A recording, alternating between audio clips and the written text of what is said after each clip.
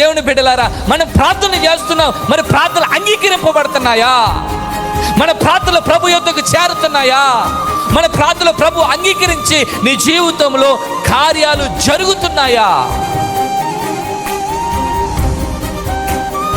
నా దేవుడు నా ప్రార్థన ఆలకిస్తున్నాడు అన్నటువంటి నిశ్చయత ప్రతి ఒక్క క్రైస్తవుడికి ఉండాలి.